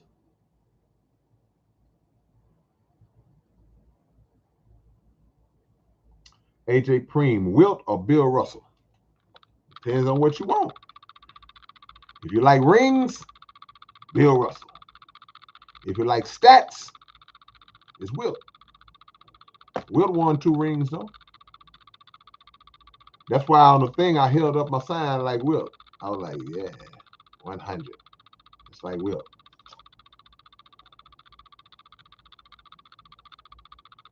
Senator Horseman says I can listen to the same album for 4 years. So you're talking about like with your favorite artist, if he give you one meal, you can eat off that meal for 4 years until he drop another one. And that's cool because I still listen to the album that came out 30, 40 years ago. I still listen to Stevie and Prince and Michael and whoever else. That stuff is 50 years old. But my point is, we talk about rap, I can eat off an album you dropped in 2020 if it's a great album. But now, if you tell me you're getting ready to serve some more food, I'm like, ooh, I'm ready to eat this. Let's see what this is about. Just make sure that food is good too. You can't serve me this big old feast. You done brought me out all this grilled salmon and some homemade macaroni and cheese and asparagus, mashed potatoes, and a big old glass of ice cold lemonade. And I'm just laying back and ooh, man. That was the best meal I ever had, man. That meal was on point. And then next time you bring me a meal, you bring me out a rice cake. Yeah, I can't wait. I'm sitting at the table. I done came to the table. I'm like, ooh, this one go down. Yeah, I'm ready, boy. Ooh, yeah, let's eat. And you walk out and hand me a rice cake. I'm like, wait a minute. What happened to the last time you had this grilled salmon? Where's that at? Oh, nah, this is what I'm serving today. Come on, man.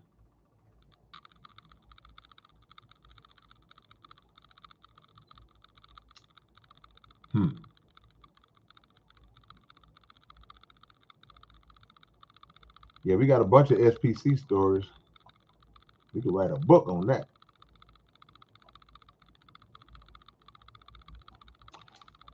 Lady Trill says, how do we identify gaslighting?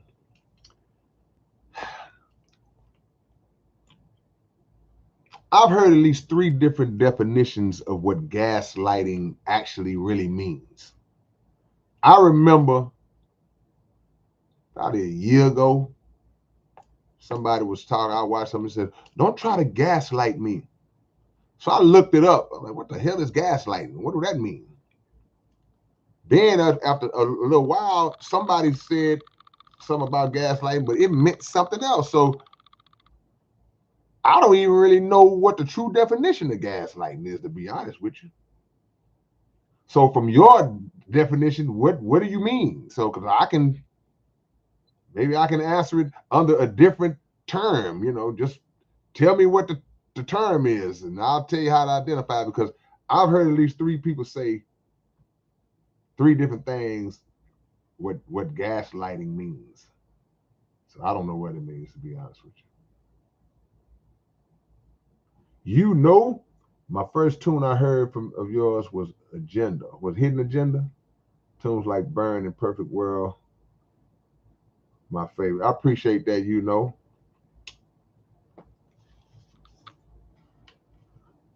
I need y'all to go purchase 100 downloads of any one of my albums for the 100 open topic.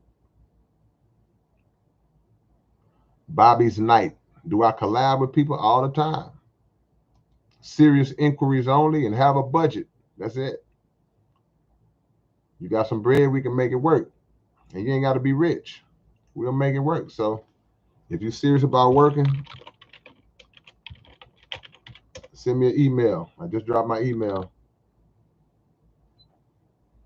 If you got a budget.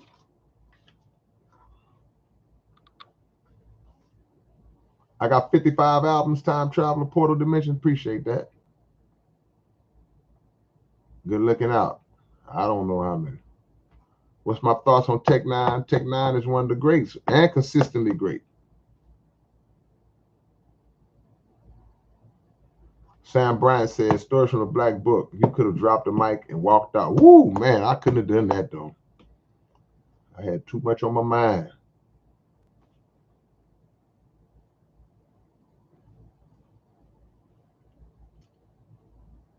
I think every rapper, most rappers got a dud. Most rappers have put out an album or two that have put out a lot of work. They put out an album or two and say, that was I could have did better than that. Everybody got an album like that. Hey man, y'all gonna make me go watch this Olympic stuff, man. Because this is the second person. Sigma said, what do you think of Olympic demonic opening ritual? Somebody just asked me about the symbolism earlier. I gotta go watch it now because I didn't see it. Shout out to the DOC. DOC was just like the potential of being one of the greats before he had his accident. Yeah, I gotta go watch this Olympic stuff. 9mm AK, appreciate the love. No fly zone and overkill. Indeed.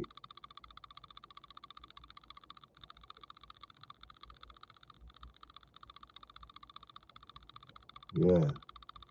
I thank God for my career. You always want to improve now.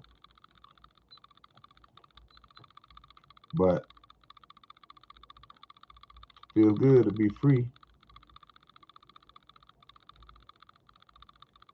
Alberto, I want consistency and quality. I know that's right. Mills says bass backwards.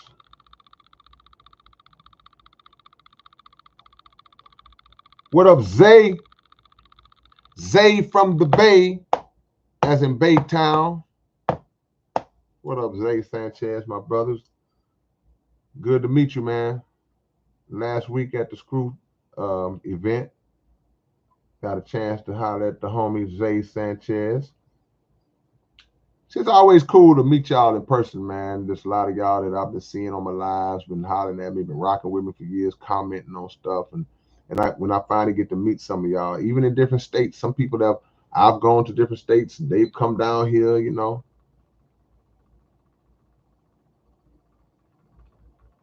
Yeah. Brett Ulmer. Snoop wouldn't have his flow without 3-2. Shout out to 3-2. Because Snoop has acknowledged, man, they got a lot of the lingo and all that from 3-2, man. So, yeah, shout out to Snoop for keeping it real as well.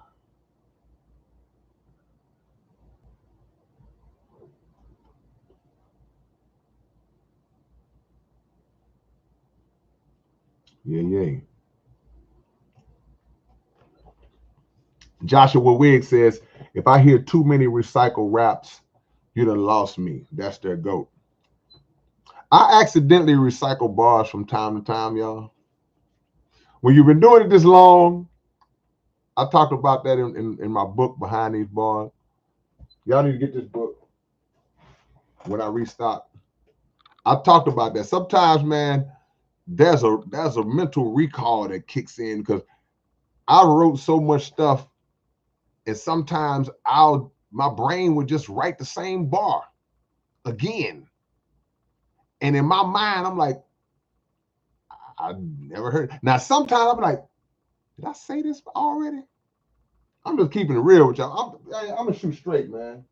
I'm always shoot straight. Your big brother gonna shoot straight. Sometimes the recall just kicks in. You write the same line over again. That's 40 years of writing, bro. It happens. It's like it's a glitch. So I got a few of those. Y'all bear with me. I got about, you probably find about 10 of those throughout the years where like, hey, he said that on another song. I didn't try to do it. It was a glitch. But it happens. But I know what you're saying. You know, some of these cats, man, not a whole verse. Yeah.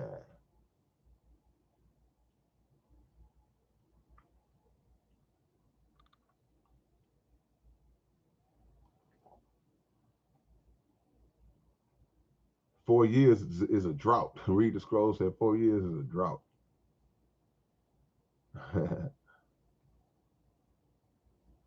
Oh man, hold on. I went back. I went too far.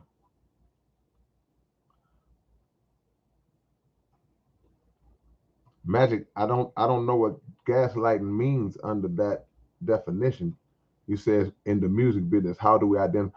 I gotta know what gaslighting actually means from your perspective, because I don't know. I hear that term, but people have mentioned it in different ways. So somebody tell me what gaslighting actually is, because I'm dry on it right now. And the one definition that I did hear that I knew, I forgot it. So hold on. Okay, but Dad says I had to look gaslighting up too. It involves deceit, but it also makes you feel like you're crazy or make you doubt yourself. Maybe trick others to gang up on you. Maybe they tell you your memory is wrong. So what, people playing mind games on you? Yeah. Okay. John P. Gaslighting, how I understand it, is messing with someone and playing them off as crazy when they react. Okay, I've heard that. Okay. All for the narrative, throwing rocks and hiding your hand. Okay, yeah, got you. So basically, like some Fox News type stuff where they'll bring a guest on and then they'll ask a guest a triggering type of question. And then when the guest starts going in, it's like, hey, man, what's your problem? They're like, hey, man, you need to relax. But all the while, they the one who initiated the whole, triggered the whole emotion out of that person. Okay, so that's what's going on. Brina Aquafina. What's up, Queen? I'll tell you I like when Brina comes into my chat. Brina pops in from time to time and like, hey, what's up? Come in, show some love, and Brina Aquafina up in this thing. Jada Flow says my limited understanding of gaslighting is it's a form of manipulation. Okay, yeah, that's two. Okay, cool. All right. Okay, but let me see. Hold on. Because Lady Trill, which definition are you agreeing to so I can answer your question? Yeah. Let me see. I'm gonna have to give me some moderators. I'm sorry, July.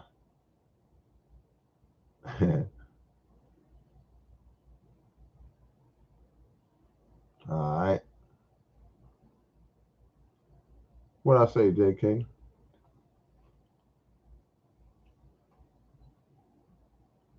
Do you prefer to write books/comics or make music at this stage? I mean, music is my love. Music is what got me there. Music is what butters the bread. But it's nothing wrong with venturing off into different deals. You know what I'm saying? So the comic books and the book writing of books, that's all part of the growth process and just doing other things. But music is gonna always be the foundation. Appreciate that, Bill Silas, the Black Moses. Black at your media, 40 years of writing versus these folks having 4 weeks of writing already. Yeah, already recycling. How you recycling on your second album? Yeah. Brina says, I started doing music recently. Wow, that's what's up. You definitely inspired me. I'm gonna need to buy that book. You said, I no doubt about it. I'm glad. I didn't know you were doing music, Brina. That's what's up, man. We out of stock on both my books, but we get them back in. I'm going to make an announcement, without a doubt. Okay. Michelle, I would be more worried about icing in what is icing? What is that? What's icing? Y'all coming with new terms, man. Come on, man. I'm trying to get this gaslighting question because I know I'm gonna know the definition. I may not just may know. It's several definitions though. It's morphed. Yeah, but and I would have to know context. So we'll see. Man, Chief Robinson, that's one of them ones you be like, oh man, why did I say that?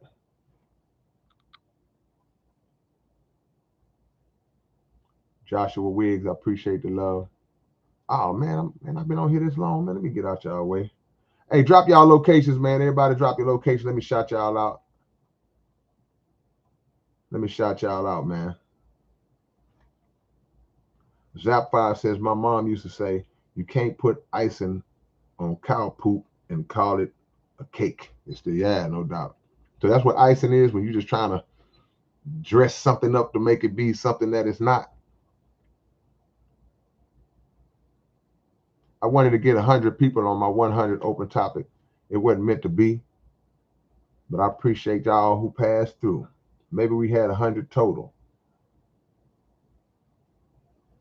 AJ Preem, Michael Jordan should have made a biopic movie called Jordan. Should have started in 2023 and it coming out by next year. Coming out, Michael Jordan probably ain't tripping. All the money he got.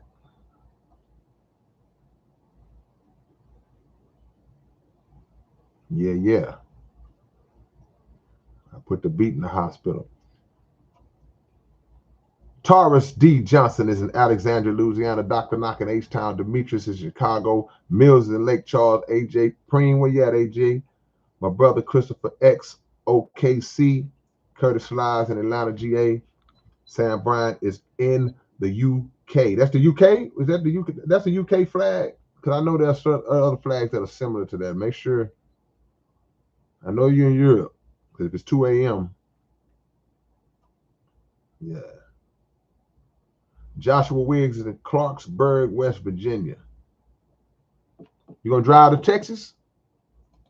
Look, man, anybody that's interested in what I got going on, y'all better send me an email. I just dropped it. You got plenty of time. Jordan, get that jet. Fuel up the jet. Understand the Cipher is in Manassas, Virginia. Black Action Media, Louisville, Kentucky. Groove Street Hustler is in Cincinnati. Bill Silas is in Florida. Raz Budge in New Mexico, Albuquerque to be exact. I see you, Sinner. AJ Preem is in Dayton, Ohio. Okay. Virginia representing, huh? Hold on. Lost it for a second. Icing is when an agent signs you on a contract to prevent you from competing with their other client. They shelf you so you can't compete, and you sign contract with them. And that's the stupidest thing in the world. You know why? Because if you worried about what kind of success I'm gonna have with another company, why sign me to put me on the shelf when you can just sign me and we can have that success together? That is, yeah, I get you. I feel you on that, Michelle. That is dumb. I'm gonna sign you to keep you from blowing up with that company. But when I sign you, instead of you blowing up with me, I'm just gonna put you up. That's a dumb executive. That's what that is. Senator Horseman is in Irving, Texas at the moment. Alberto is in 3rd Ward. Trey Ward representing, man. Representing. I'm representing with you. July, is that Sheckelstein? July Sheckelstein. H-Town, East Side, Denver Harbor. Okay, that's okay. That's Alyssa. You coming under 2 identities, huh? Gotcha. Appreciate your cosmic chaos. 9mm is in Trinidad and Tobago. All right. Trinidad and Tobago. EDJ, Northeast Denver, aka Montbello. Okay, UK, I got you, Sam. Alexander for Life is in Dangerville, Texas. You know it's in Liverpool. Okay, UK. What I got going on? I might go check out this show tonight, man. One of my homies got a show tonight. I might go check him out. Or I might go eat some food, get real sleepy, and not go nowhere tonight. It could go either way. I could be extreme here, or I could be way down there.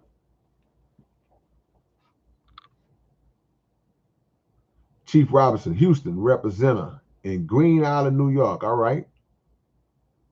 That's what it is. I see my homie Tim out there in Colorado Springs. Another one of our riders.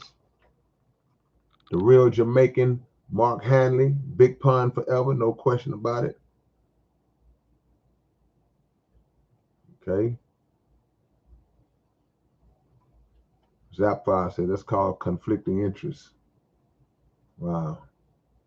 Yeah, that's been going on in the music business a long time. People will sign an artist and just put them on a shelf. And the artist can't even do nothing because they're under contract. The artist can't say, man, forget this. I'll just go and put my own out, or I'll go get with this art. You can't do it because legally you under contract. People do. They've been doing that. They've been doing that forever. And then you wonder what happened to a certain artist. Like, man, whatever happened? He signed a deal with such a. Yeah, they put him on the shelf. They shelved him for whatever reason. Dumb. Because if you think they can make some money, why wouldn't you put it out? So maybe some other kind of agenda that they have. They just wanted to suppress you.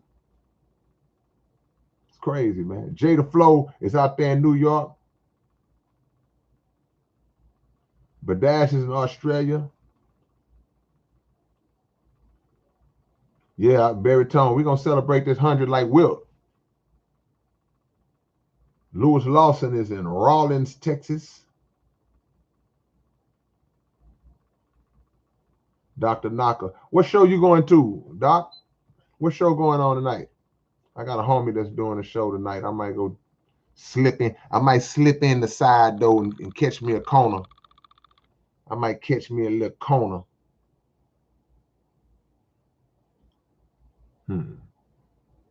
That's like that in metal music. Yeah, it's like that in all genres, all music. All music. Yep. All right, man. So I guess that's it, y'all. I guess that's it. The clock on the wall says that's all, y'all. Hey, man, I appreciate y'all, man. Like I say, this is the 100 open topic. Nothing monumental. Just a regular thing. We just didn't do it on a Friday night. We just did it on a Saturday. I might come hit y'all again tomorrow with a topic and get back on these topics. I was just trying to get to the 100 live streams, open topics, but I might have an actual topic for y'all tomorrow, so we can all chime in and chop it up and elaborate on these things. John P, I see you coming in from Peoria, and yeah, it is what it is. All right, y'all. Time to eat. I'll catch y'all later on. Oh, hold on, wait a minute. Commercial break. The new episode of Legends 34 podcast is up. All my sports people, y'all go catch the new episode of Legends 34 podcast and go subscribe to this channel as well as the Underground Dialogue podcast, all on YouTube. And I'm out.